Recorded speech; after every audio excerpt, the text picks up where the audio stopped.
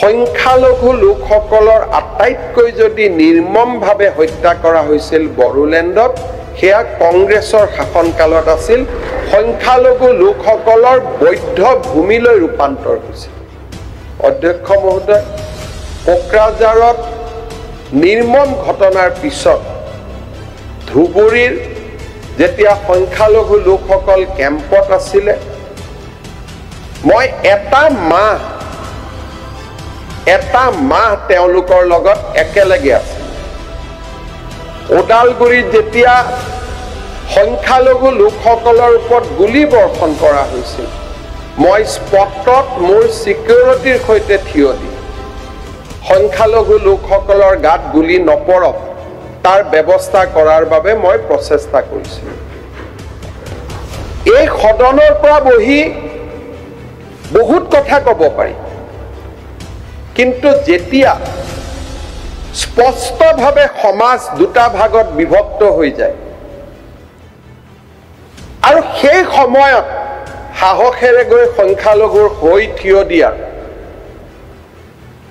সাহস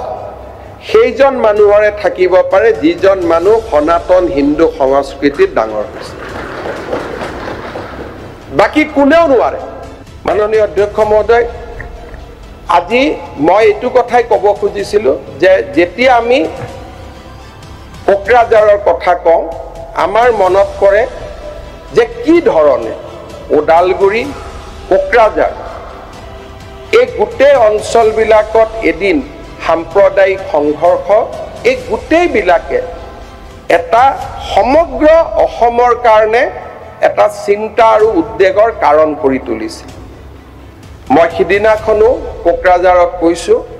যে বড়ো নেতৃত্বক আমি উদাৰভাৱে ধন্যবাদ জনাব লাগিব যে এখন একত্ৰিত অসমত থকাৰ সংকল্পৰ বাবে আৰু সিদিনাখন মই অসম বিধানসভাৰ সকলো সদস্যক ধন্যবাদ জনাম যে সকলোৱে উদাৰভাৱে চৰকাৰক অনুৰোধ কৰিছে যে বিটিচিক সহায় কৰক কাৰ্বি আলঙক সহায় কৰক প্ৰয়োজন হলে আৰু বেছি টকা দিয়ক অধিক ক্ষমতা দিয়ক তেওঁলোকে যাতে স্বায়ত্ত শাসনৰ প্ৰকৃত যিটো সোৱাদ বা প্ৰকৃত অধিকাৰ তেওঁলোকে পাব পাৰে অসম বিধানসভা কিহৰ প্ৰতীক আজি ইয়াত আমি হিন্দু আছো মুছলমান আছো জনজাতি অজনজাতি গোটেই অসমখনৰ প্ৰতীক হৈছে অসম বিধানসভা একত্ৰিত অসম সিদিনাখন কোকৰাঝাৰত আপোনালোকৰ উপস্থিতিয়ে একত্ৰিত অসম যে আৰু অন্তত 50 বছৰলৈ অসমক বিভক্ত কৰাৰ বাবে কোনো আন্দোলন নহয় কোনেও আৰু নকয় যে মোৰ অসমখনক ভাঙি দুটুকুৰা কৰক মোক অধিকাৰ দিয়ক যিখন অসমৰ কল্পনাৰে আমি সকলোৱে ৰাজনীতিলৈ আহিছিলো এখন একত্ৰিত বিকশিত অসম আমি আমাৰ ভৱিষ্যত প্ৰজন্মৰ বাবে থৈ যাম সেইখন অসমৰ সপোন কোকৰাঝাৰত অসম বিধানসভাৰ অধিৱেশনে পুনৰ এবাৰ প্ৰতীয়মান কৰিলে জনজাতীয় লোকসকলক যদি আমি স্বায়ত্ত শাসন আৰু জনজাতীয় লোকসকলক যদি তেওঁলোকৰ অধিকাৰ আমি দি থাকিব পাৰো অসমৰ ভৱিষ্যতৰ প্ৰজন্মই যদি জনজাতীয় লোকসকলক সমান অধিকাৰ দিয়ে মোৰ অসমখন কোনেও আৰু দুটুকুৰা কৰাৰ আন্দোলন নকৰে মই ভাবো যে কোকৰাঝাৰৰ অধিৱেশনে আমাক বহুত কথা শিকাই থৈ গ'ল জনজাতীয় অজনজাতীয়ৰ মাজত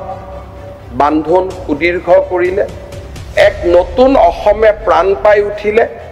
এতিয়া এইখন অসমক আমি আগুৱাই লৈ যাব লাগিব যাতে এইখন অসম ভাৰতৰ মহাশক্তিত পৰিণত হ'ব পাৰে মই পুনৰ এবাৰ অধ্যক্ষ মহোদয় আপোনাক ধন্যবাদ জনাইছো যে আপুনি এনে এক ঐতিহাসিক কৰ্মযজ্ঞ সমাপন কৰিবলৈ আমাক সকলোকে সুবিধা দিলে মই অসম বিধানসভাৰ হৈ আপোনাক ধন্যবাদ জনাইছো বিধানসভা যোৰহাটতো হ'ব পাৰে ডিব্ৰুগড়তো হ'ব পাৰে but it will not carry that message কাৰণ তাত বিখণ্ডিত অসমৰ আন্দোলন হোৱা নাছিল য'ত সমস্যা আছিল তাত আমি গৈ সমাধান কৰাৰ চেষ্টা কৰিলো আৰু আমি সকলোৱে এক আশাৰে কলো যে BTCক আৰু অধিকাৰ দিয়ক, কাৰ্বি আলঙক অধিকাৰ দিয়ক, ডিমা হাছাক অধিকাৰ দিয়ক, আৰু আপোনালোকৰ প্ৰত্যেকটো speech has included in the official domain, official records. ভৱিষ্যতে যেতিয়া কোনোবাই বড়োলেণ্ডৰ সম্পৰ্কত কথা ক'ব, আমি সকলোৱে ক'ব পাৰিম যে বিধায়কসকলে কিন্তু সদায় আমি বড়োলেণ্ডক শাসন আৰু দিয়াৰ সপক্ষে আমি কৈছিলোঁ, আমি কেতিয়াও তাৰ বিৰোধিতা কৰা নাছিলোঁ। একত্ৰিত অসমৰ সোণোৱালী সপোন আজি অসমৰ মই মুখ্যমন্ত্ৰী হৈ থকাৰ কালত এনে এক ঐতিহাসিক পৰিঘটনা সংঘটিত হ'ল। অসমৰ মুখ্যমন্ত্ৰী হিচাপে মই ভাবোঁ সেই দিনটো আছিল মোৰ জীৱনৰ আটাইতকৈ সফলতম দিন। তাৰ আগতে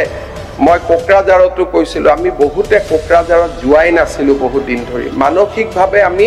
চাপত আছিলোঁ। আজি সকলোৱে দেখা পালে যে কি ধৰণে কোকৰাঝাৰবাসী ৰাইজে আমাক আদৰি ল'লে।